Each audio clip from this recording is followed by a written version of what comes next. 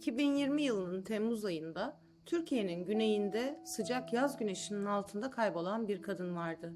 Sessiz bir feryat gibi adı bir anda sosyal medyada yankılandı. Pınar Gültekin. O an kimse bilmiyordu ama bu kayboluş yalnızca bir kişiyi değil, bir toplumu etkileyen önemli bir olayın başlangıcıydı. Pınar, ailesiyle, arkadaşlarıyla, hayalleriyle yaşayan bir genç kadındı. Yaşamayı seven, geleceğe dair umutları olan biri. Bir sabah uyandı, giyindi, dışarı çıktı ve bir daha geri dönmedi. Bugün Pınar'ın hayatını, kayboluşunu, uğradığı saldırıyı ve sonrasında yaşanan süreci anlatacağım. Aynı zamanda bu olayın Türkiye'de kadına yönelik şiddetle ilgili farkındalık oluşturma noktasında nasıl bir etki yarattığını da konuşacağız. Pınar Gültekin 1993 yılında Bitlis'te doğdu. 5 kardeşin en küçüğüydü. Ailesi onun çocukluğundan beri neşeli, meraklı ve kararlı biri olduğunu anlatıyor. Hayat doluydu. İçten bir gülüşü vardı. Küçükken bile kimseye benzemeyen, hep daha fazlasını isteyen bir kız çocuğuydu. Okul hayatı boyunca başarılıydı.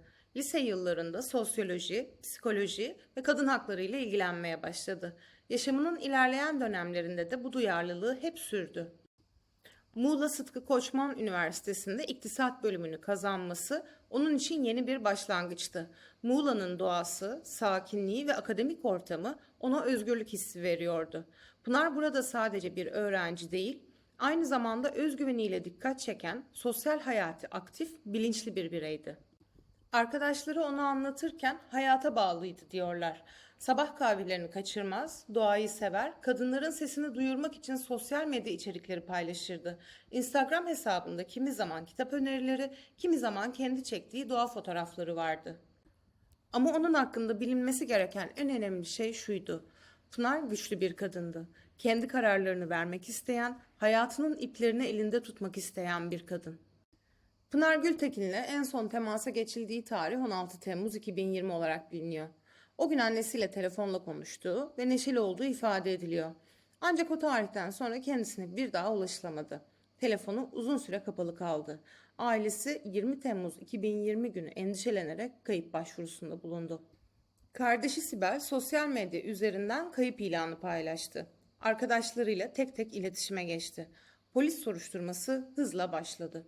Güvenlik kameraları incelendi, son sinyalin alındığı baz istasyonları araştırıldı. Son sinyal Menteşe ilçesinde bir bölgede tespit edildi. Bu bölge ormanlık ve tenha bir alandı ve Pınar'ın en son birlikte görüldüğü kişi Cemal Metin Avcı isimli bir adamdı. Pınar'la daha önce kısa süreli bir ilişkisi olmuştu. Pınar bu ilişkiyi çoktan bitirmişti. Ancak Cemal onu tekrar görüşmeye ikna etmişti. Sorgulamada ilk başta inkar etti ama polisin baskısıyla sonunda itiraf etti. Pınar'ı ben öldürdüm. Pınar'ı bulmak için ekiplerin ormanlık alanda yaptığı arama çalışmaları günlerce sürdü. Pınar bulunduğunda ise görülenler tüyler ürperticiydi. İfadelere göre Cemal Metin Avcı Pınar'la buluşmak istedi. Pınar kendisini sürekli rahatsız eden bu adamla son bir kez yüzleşmeye karar verdi. Ancak bu görüşme geri dönülemeyecek trajik bir sonun başlangıcı oldu. Detaylı mahkeme kararında yer alan bilgilere göre Pınar ve Cemal Menteşe'de bir AVM'de buluştular ve Cemal onu Karabağlar Yaylası'na bir bağ evine götürdü. Cemal Pınar'ı önce boğarak etkisiz hale getirdi. Pınar'ın bilinçsiz haldeki bedenini bir varilin içine koydu, benzin dökerek yaktı. Delilleri yok etmek için üzerine beton döktü ve ormanlık bir alana götürerek sakladı.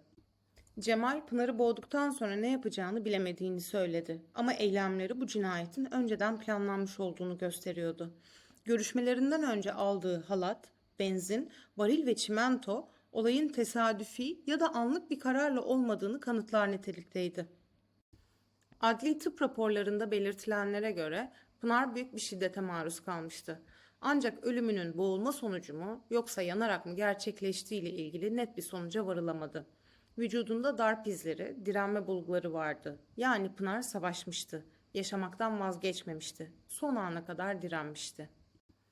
Cemal Metin Avcı 32 yaşında, evli ve bir çocuk babasıydı. Muğla Akyaka'da bir bar işletiyordu. İlk bakışta sıradan bir hayatı olan, sessiz sakin bir adam gibi görünüyordu. Ama içinde büyüttüğü bir takıntı sonunda masum bir cana mal oldu. Pınar'la ilişkileri kısa süreliydi. Ancak Pınar bu ilişkiyi bitirdikten sonra Cemal onu sürekli rahatsız etmeye devam etti. Mesajlar, aramalar, tehditler. Bu süreçte aralarında geçen mesajlaşmalar mahkeme dosyasında da yer almakta. Cemal ifadesinde Pınar'ın kendisini tehdit ettiğini, video çekip ailesine göndermekle ona şantaj yaptığını iddia etti. Ancak bu iddialar hiçbir zaman kanıtlanamadı. Hatta aksine Pınar'ın Cemal'i artık hayatında istemediği, onu defalarca reddettiği ortaya çıktı. Psikolojik profiline dair uzman görüşleri bireyin reddedilme karşısında yoğun tepkiler geliştirdiğini gösterdi. Bu durum ne yazık ki kadınlara yönelik şiddet olaylarında sıkça rastlanan bir tablo.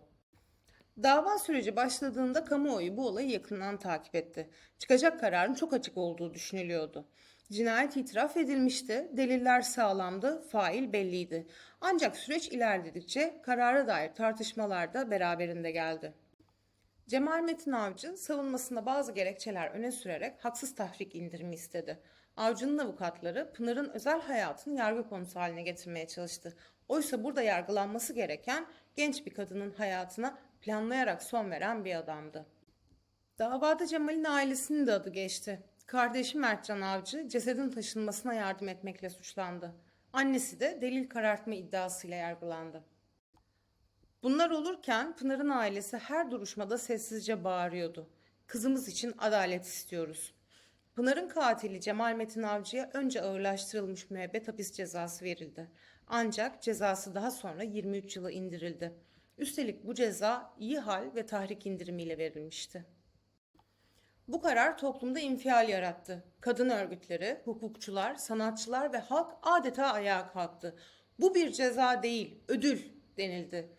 Çünkü ortada tasarlanmış bir cinayet vardı. Pınar'ın adı Emine Bulut'un ardından bir kez daha kadın cinayetleri gerçeğini gözler önüne serdi.